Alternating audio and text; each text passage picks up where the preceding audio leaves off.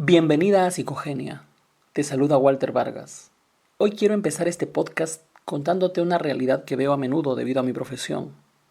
Y es que cada vez es más frecuente recibir en los consultorios psicológicos a madres que vienen realmente afligidas al sentirse culpables por los métodos de crianza que intentan aplicar con sus hijos. Madres en las que pesa la duda constante respecto a si tal vez están siendo demasiado duras y como consecuencia generar un trauma en ellos. O lo contrario, ser demasiado permisivas y formar un hijo que más adelante tenga problemas con los límites y no les haga caso. Y ojo, no hablo de dudas pasajeras y que podrían ser parte del desarrollo natural de la crianza. Hablo de dudas que son muy persistentes y que les producen de manera continua malestar y culpabilidad. Muchas de estas madres de las que hablo parecen tener una dificultad para encontrar ese punto medio entre firmeza y permisividad. Incluso he observado que a veces se asustan de sí mismas, principalmente cuando concluyen que fueron demasiado autoritarias. Pero no es solo esto lo que alimenta su culpa y su angustia. Se suman dos aspectos más. El primero es la intención de perfeccionismo, o sea, de ser una madre que jamás cometa errores porque estos serán irreparables. Y segundo, la idea de que comparten muy poco tiempo con sus hijos, porque muchas de estas madres el trabajo fuera de casa las absorbe bastante, y esto genera que incluso de vez en cuando los niños reclamen pasar más tiempo con ellas. Y como es razonable, esto les parte el corazón, generándose así un clima emocional propicio para dudar.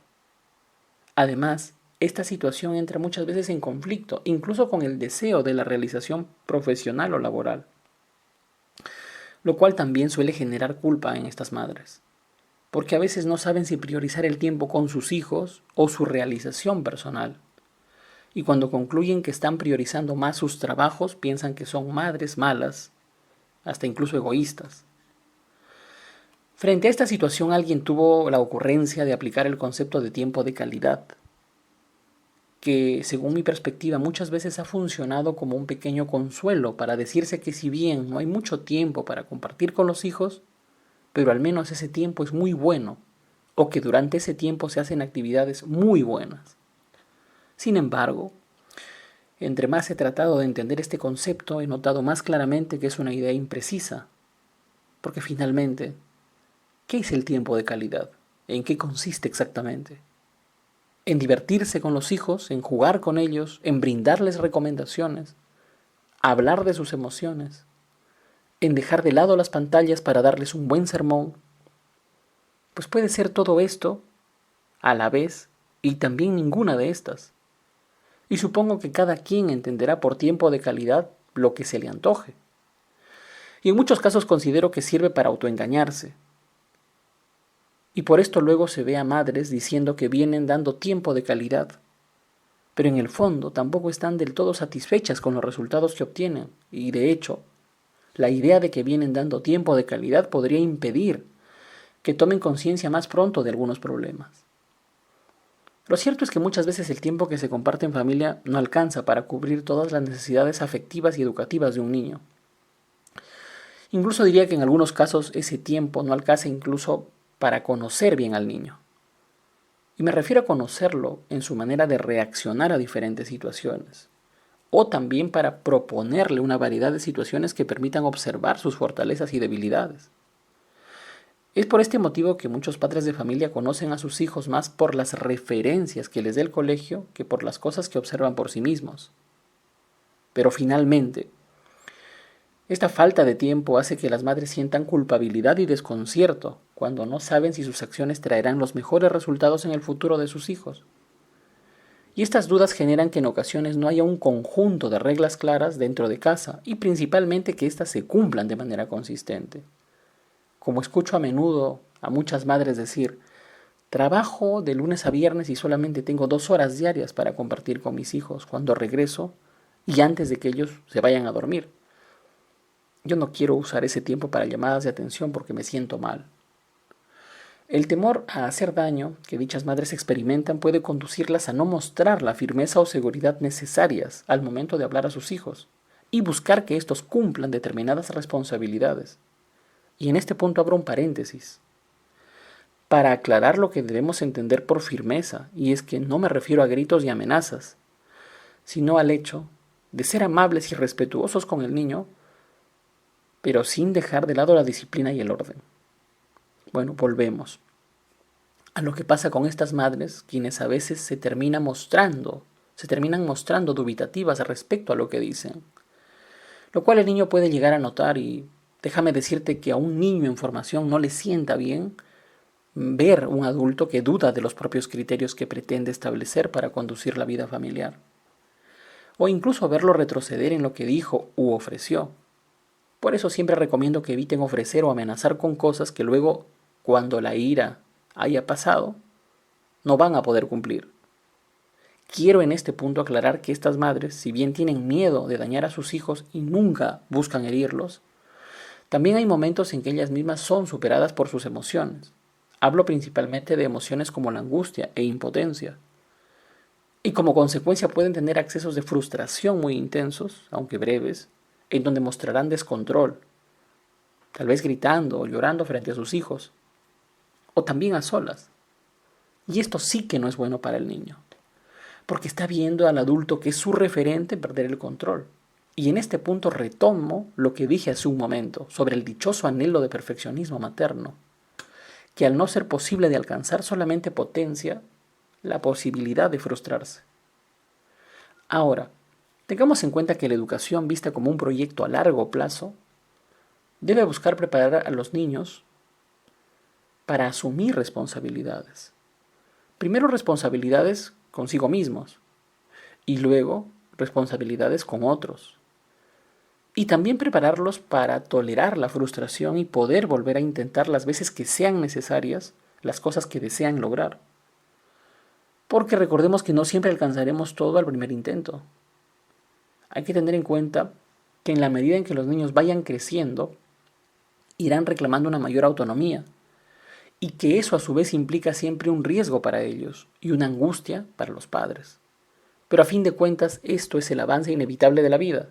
Lamentablemente, la ansiedad por tenerlo todo bajo control y que jamás salgan heridos puede volverse un sufrimiento innecesario y una traba para asumir que la vida ofrece dificultades y además llevar a mostrar rigidez ante algunas transiciones propias del desarrollo que ellos irán experimentando.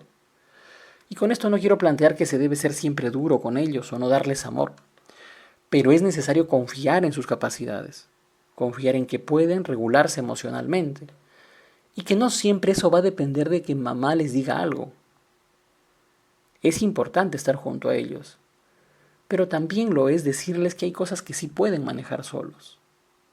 Ahora, si algo puedo recomendarte, sería que tengas cuidado con tu anhelo de perfección, y en este punto tal vez te preguntarás, ¿pero qué tiene de malo intentar hacer las cosas perfectas? Más aún si se trata de la crianza de mis hijos. Y en realidad, a simple vista, este sí parece un buen objetivo. Pero el problema radica en que muchas personas aspiran a la perfección y esto las vuelve muy intolerantes con sus propios errores. Al punto que cada vez que descubren que cometieron uno, sienten que han fracasado rotundamente.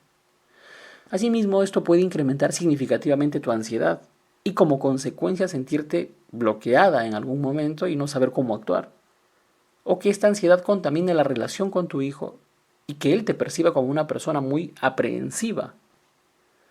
Frente a esta situación, a esta intención de perfeccionismo, tal vez pueda servirte aceptar que criar a tu hijo implica ir conociendo sus propias reacciones, porque no las sabes de antemano.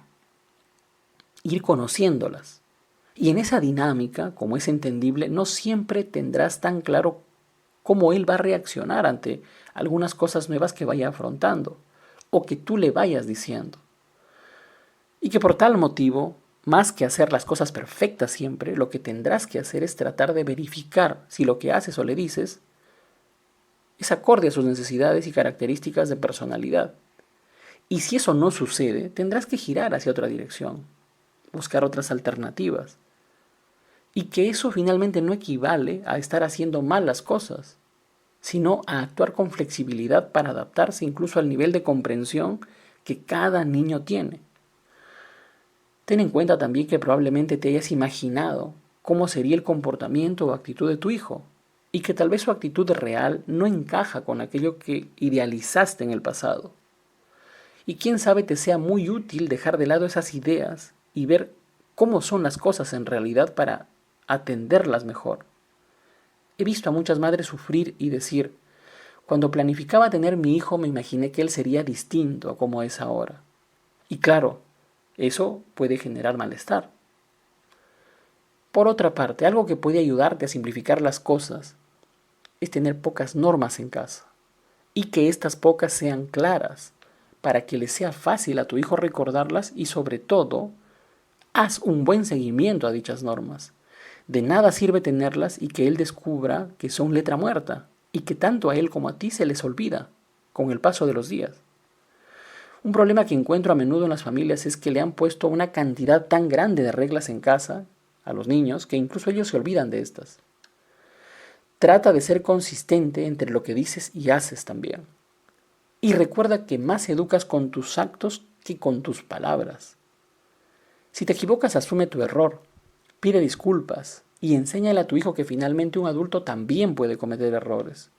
Eso sí, trata de no volverlos a cometer.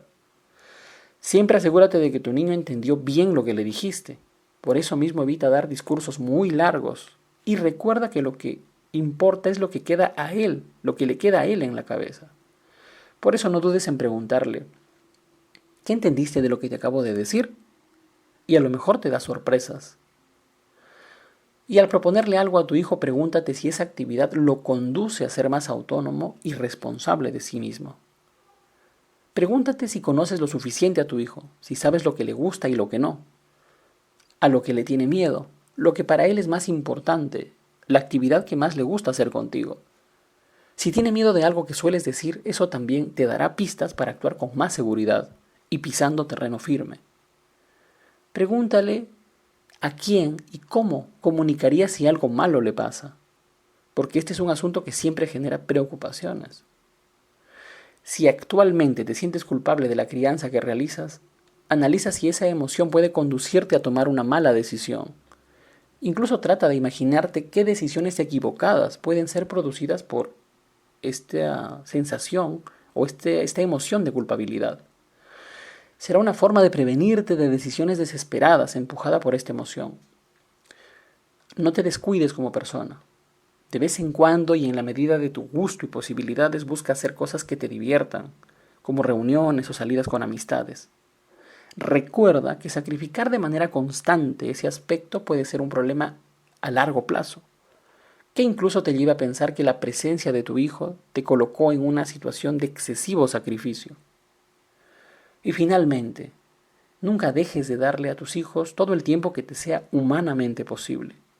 Y abandona esa idea de yo doy poco tiempo, pero el tiempo que doy es de calidad. Si quieres agendar una sesión psicológica con nosotros, escríbenos al WhatsApp del número que figura en pantalla.